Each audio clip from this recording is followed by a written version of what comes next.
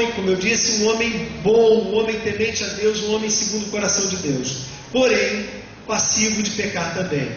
Enquanto seu exército estava na guerra, ele subiu no alto do seu palácio, cobiçou a mulher de um dos seus capitães, principais capitães do seu exército, e ele tramou um romance com ela.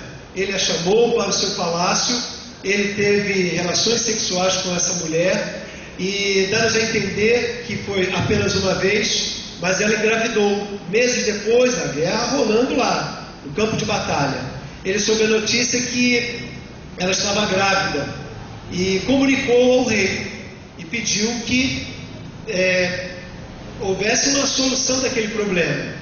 Em vez de Davi confessar o seu pecado, admitir, pagar o ônus, reconhecer o seu erro e acertar-se com Deus, que é como a Bíblia recomenda que façamos, Davi maquiou o seu pecado.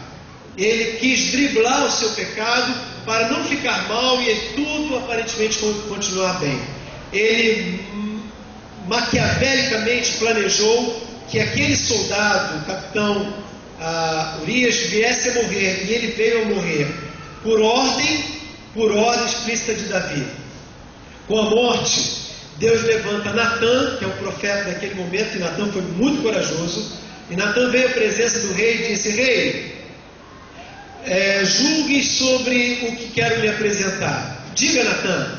Então Natã, o profeta, disse ao rei: em seu reinado existe um homem muito próspero, muito rico, que nas suas terras tem um homem que trabalha para si muito pobre. Esse homem pobre só tem uma cabrita, e aquela cabrita lhe dá leite para a comida dos seus filhos, e ela é tão íntima e é a sua única cria, que então essa cabrita vive em casa, tal como uma filha, é a expressão que o texto bíblico usa. Vindo uma necessidade, o dono daquela terra, muito próspero, com muitas cabeças de gado, rebanhos incontáveis, ele cobiça aquela cabrita para um pagamento que ele deveria fazer. Ele sequestra aquela cabrita, mata aquele animal e dá como paga. O que deve ser feito? O rei, que era um homem justo, um homem bom, temente a Deus, Davi se levanta do seu trono e diz: diga-me o nome deste homem, vou cortar-lhe a cabeça, ele não sobreviverá diante de tal impiedade. Natã olha nos olhos de Davi e com a autoridade de Deus diz: tu és este homem. Davi, irmãos, não tem o que responder, porque o seu segredo e o seu pecado se tornou público. Ele então cai com a boca em terra, confessa. O Salmo 51, que é um dos salmos mais lindos que nós temos, é a confissão de pecado que Davi faz. E quando ele admite isso, ele reconhece e paga o seu erro. Ele retrata-se com Betsabá, se casa com Betsabá. Urias já havia morrido, e ele então agora, coabitando corretamente com Betsabá, gera-se uma criança. Essa criança nasce, é o episódio que nós vamos ler agora. Se você tem o seu texto de 2 Samuel capítulo 12, verso 19 em diante, diz assim,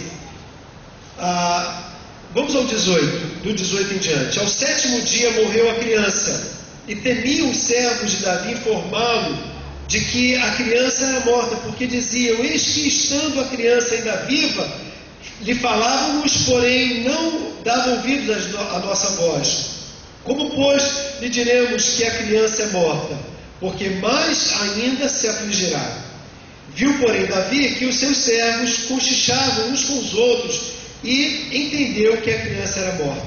Pelo que disse aos seus servos: é morta a criança? Eles responderam: sim, Senhor, ela morreu. Então Davi se levantou da terra, lavou-se, ungiu-se, mudou de veste, entrou na casa do Senhor e adorou. Depois veio para casa e pediu pão, puseram-no diante dele e ele comeu. Disseram os seus servos: que é isto que fizeste? Pela criança viva jejuaste, choraste, porém, depois que ela morreu, te levantas e comes pão?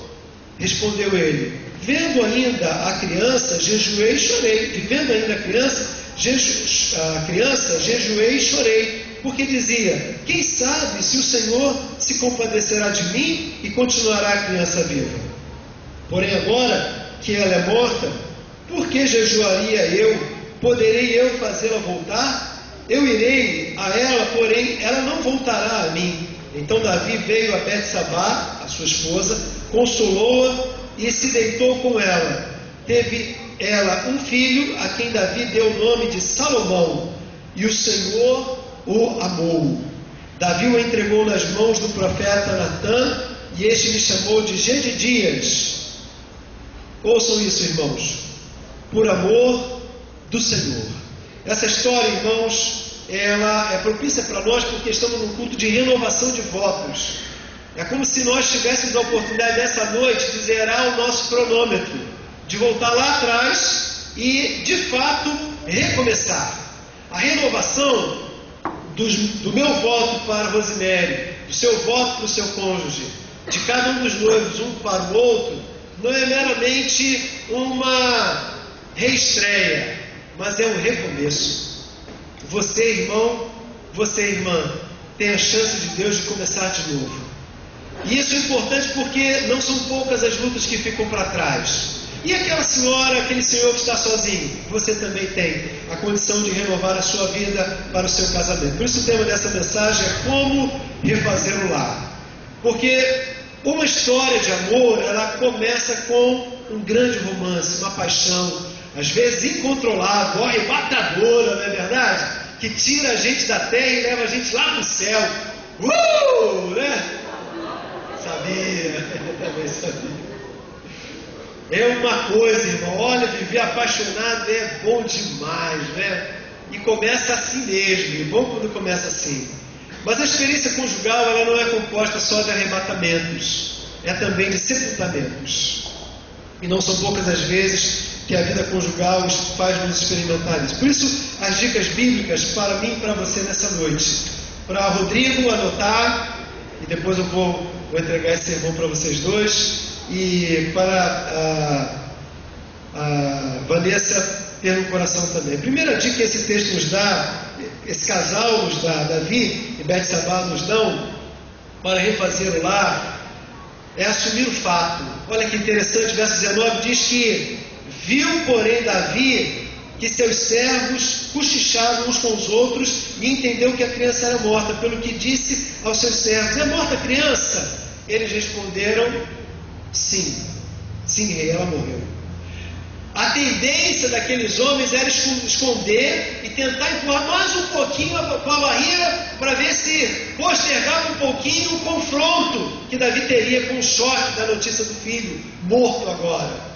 Mas, irmãos, a atitude de Davi nos dá de cara uma grande lição para eu reconstituir o casamento, para eu recompor as linhas do meu relacionamento conjugal. Eu tenho que olhar de cara, de frente, assumir o fato. E às vezes, irmãos, quanto mais oculto nós fazemos um determinado ato, mais público ele se tornará. É o que confessa-nos a história de Davi e alerta para cada um de nós. Se porventura estamos vivendo isso, ou vivemos lá atrás, ou quem sabe venhamos a viver, devemos fugir dessa tendência. A tendência que temos diante de uma crise: negá-la para não enfrentá-la, escondê-la para que o pecado não seja revelado, ou admitir a crise, porém atenuando a sua severidade. É como que o esposo que tem um filho, o cônjuge que tem um filho que usa drogas. Todos veem, eles também veem, mas às vezes é tão duro admitir que é mais aplacável a dor da alma postergar esse assumir de culpa, esse perceber de fato, esse assumir uma crise. A recomendação que Davi então nos dá é que a gente assuma aquele problema que ficou lá atrás, que nós não resolvemos como cônjuge. O que a gente deve fazer hoje à noite, antes da noite de núpcias, né? Tem que ser antes, né? A gente tem que voltar a tocar naquela ferida. Sabe aquele dia quando você estava de cirola, de bolinha vermelha, e você falou isso, não conte para ninguém, tá bom? Só para ela, por favor, viu, Adriana? Aquela situação em que machuca, mas a gente não enfrenta. O que nós devemos fazer? é noite de encontrarmos com ela, com a dor, com a verdade, com o assumir dos fatos. Há um episódio no Novo Testamento que nos dá um grande ensinamento sobre isso. Lucas capítulo 8, 49, Jesus está numa caminhada evangelística, é interrompido por Jairo, que era um líder da sinagoga. Ele é um líder e vai falar com Jesus com um coração muito humilde. E ele pede, foi citado na mensagem de hoje de manhã da Isabela, ele pede: Senhor, vem à minha casa, a minha filha está muito enferma, ela está perto de morrer, ela só tem 12 anos e eu só tenho ela, vem à minha casa. Constata-se o fato, ela naquele momento não está mais enferma, ela está morta. Todos os homens sábios daquele momento se reúnem e constatam: ela está morta, no quarto dos fundos ela está morta. Quando Jesus diz que ela não está morta, mas aquilo é para a glória de Deus, os homens riem, mas estava constatado de fato que ela estava morta. Aquela criança estava morta. Mas para Jesus, aquilo era somente para a glória de Deus. Por isso, meus irmãos, se alguma área da nossa vida conjugal apodreceu, cheirou mal, está putrificando, está se perdendo, se decompondo, não se assuste. Se você colocar essa área da sua vida conjugal nas mãos certas, assuma o ônus da responsabilidade, confesse o seu pecado, admita sua parcela na culpa e vá em frente, encare, dê o problema que for, mas coloque-o diante do Senhor, crendo que Ele poderá restaurar e fazer viver de novo. Porque, meu irmão, a pessoa que esconde um pecado, adiando, postergando, é um louco. A Bíblia lá em Provérbios declara que essa pessoa não está bem do seu juízo.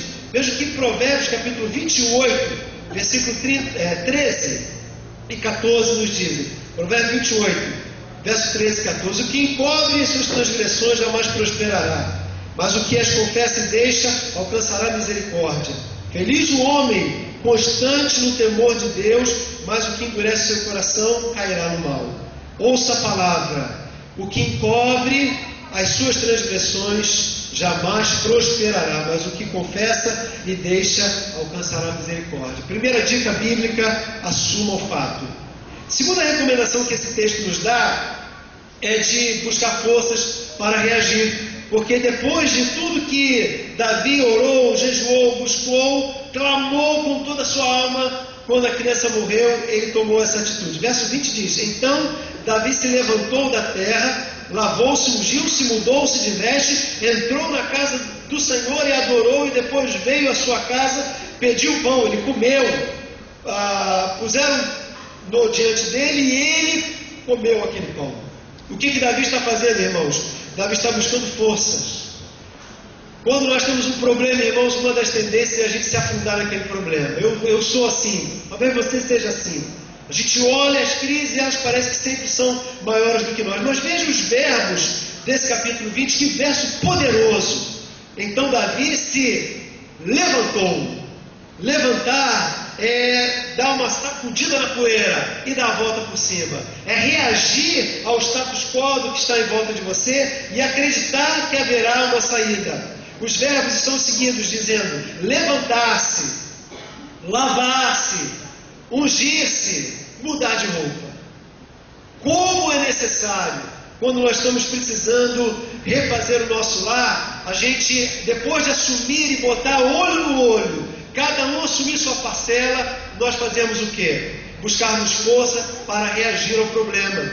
É hora de perdoar o cônjuge, de se perdoar e trabalhar para reconstruir. Meus irmãos, não vai cair do céu. Quando a ajuda vem da casa vizinha dá problema, quando vem com a sogra dá problema, quando vem com o sogro dá problema, quando vem de um outro estranho dá problema. Tem que ser você e ele, olhar nos olhos um do outro, assumirem parcelas próprias pertinentes a si, comprometerem-se um com o outro de fortificar um ao outro para se levantar. Se não é dessa parceria, Deus não levantará outro lugar, de outro meio, um instrumento tão são e santo para poder abençoar o seu lar. Uma terceira atitude que esse casal dá para reconstruir um casamento, realinhar-se no lar. Não só assumir o fato, buscar forças para reagir ao problema, mas em terceiro lugar, entrar na presença de Deus. O verso 20 diz que ele, depois de levantar-se, lavar-se, ungir-se, mudar de veste, ele entra na casa do Senhor. A casa do Senhor naquela época era o referencial da presença de Deus. Ainda hoje o judeu, onde está posicionado em direção a Jerusalém, ele faz as suas orações ao templo de Jerusalém. Porque na cultura judaica, o templo, a casa de Deus, é a casa de oração, é onde Deus habita. Esse é o conceito do Velho Testamento. No Novo Testamento, nós não temos mais esse conceito, porque em Cristo, esse Deus habita em nós. Então nós não nos dirigimos para lá ou para cá. Mas na cultura e na teologia de Davi, quando ele entra na casa do Senhor, o que ele está querendo fazer? Ele quer entrar na presença do Senhor. Está debaixo, mergulhado, sobre o teto, protegido sobre a casa do Senhor. Se você quer refazer o seu casamento, entre debaixo das asas poderosas do Senhor. Põe a sua boca no pó, talvez ainda haja solução, como Jeremias diz em Lamentações capítulo 3.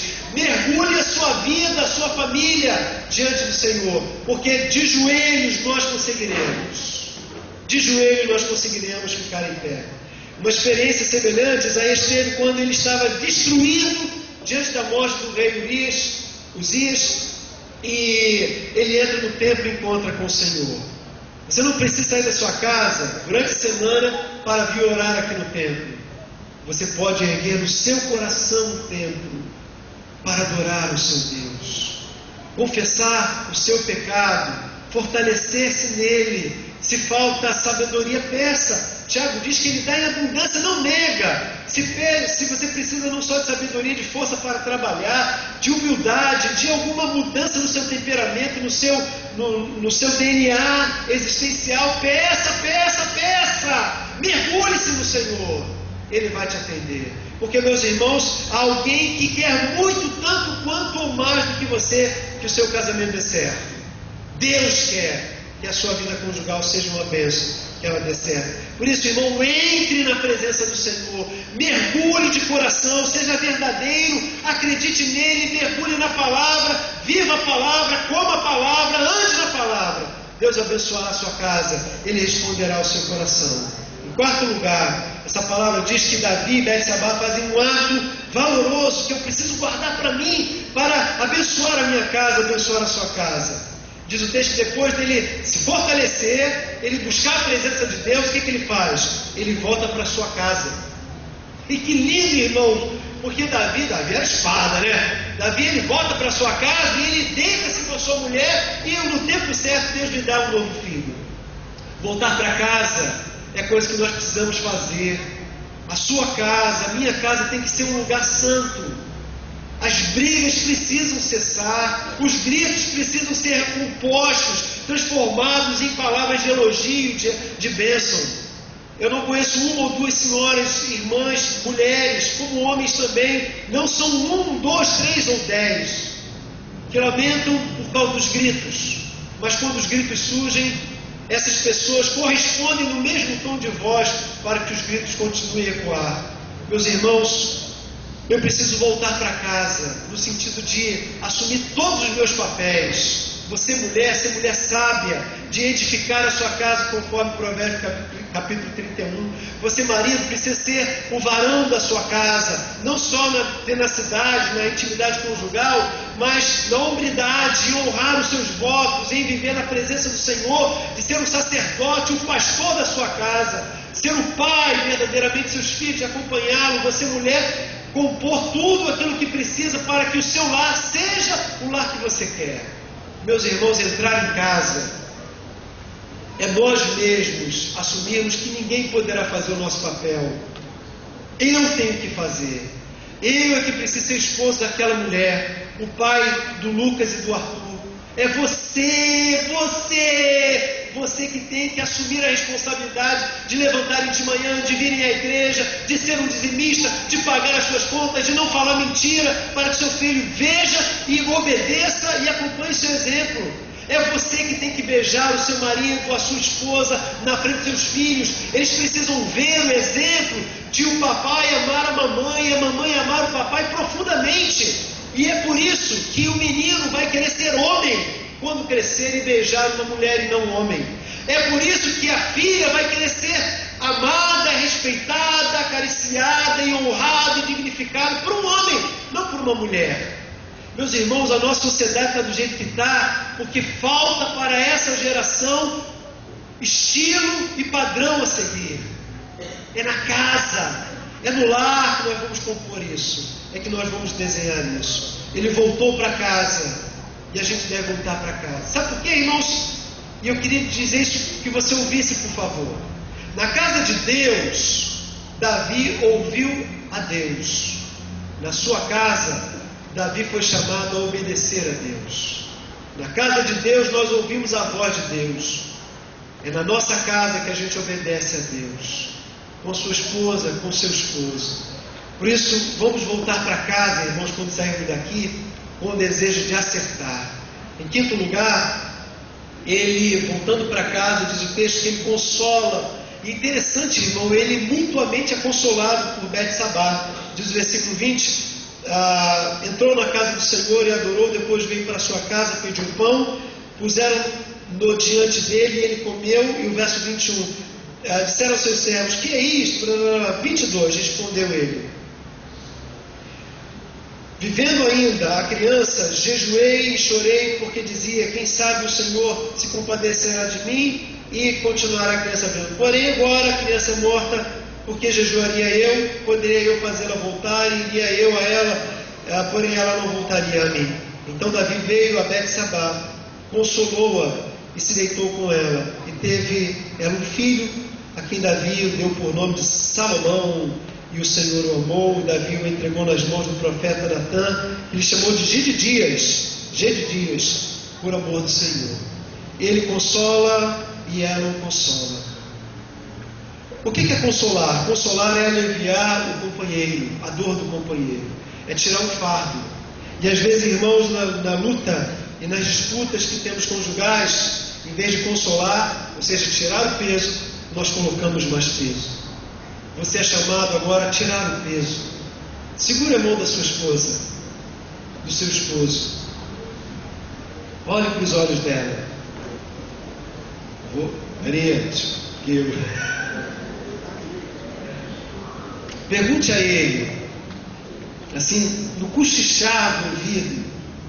Não pergunte não, é melhor não perguntar agora. Depois das núpcias. Mas pense você mesmo: no que eu preciso consolar o meu cônjuge? Que eu não tenho consolado, que eu preciso criativamente encontrar um jeito de aliviar a dor dela, dele, tirar o fardo dele. Como eu posso ajudá-la, comprometer-me com ela nesse sentido? A última coisa, antes que a gente entre na hora das núpcias, né? Não podemos fazer isso. Verso 24 e 25 disse que eles entraram em casa, consolaram e partiram para o abraço, né? Correram para a galera.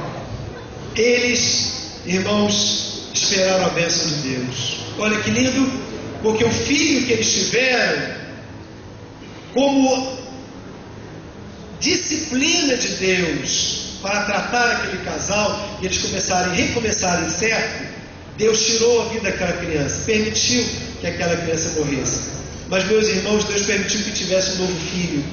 E interessante, o texto é tão claro, está dizendo que verso 24 e 25, Davi deu o nome daquele menino Salomão, que significa que o Senhor o amou. Depois, quando ele recebe a criança, Natã chama de Gedidias, porque ele viu nele o amor do Senhor.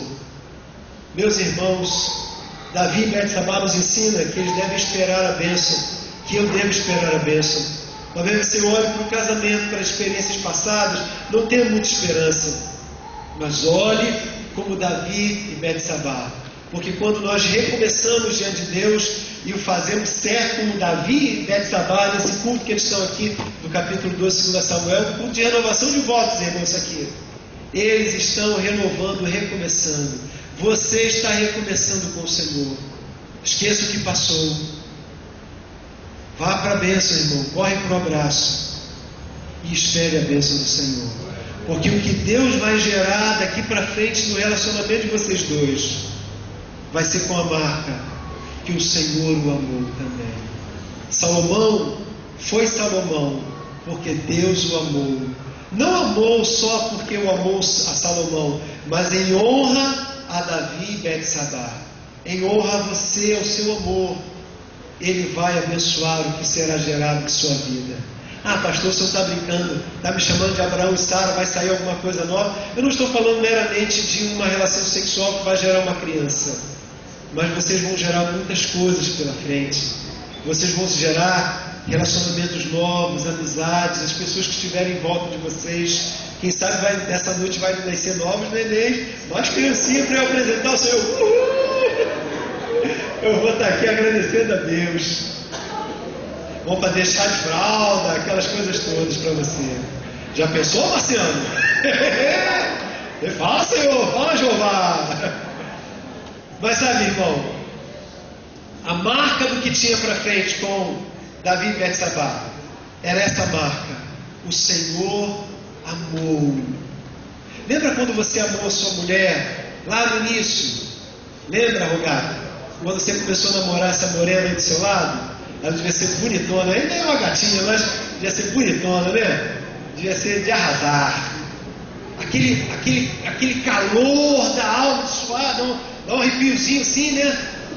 Ele, o Altíssimo, ó, só da corda, que tem uma opção de namoradinho ali, tudo em frenesia, né?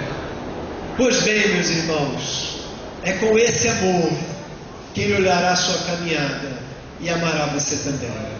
Deus abençoe sua palavra no coração do irmão, da irmã, e que a gente tenha a bênção do Senhor sobre esse casal que se apresenta diante de Deus e a sua vida conjugal também, sobre essa igreja, para a glória de Deus. Vamos nos colocar em pé. Eu quero convidar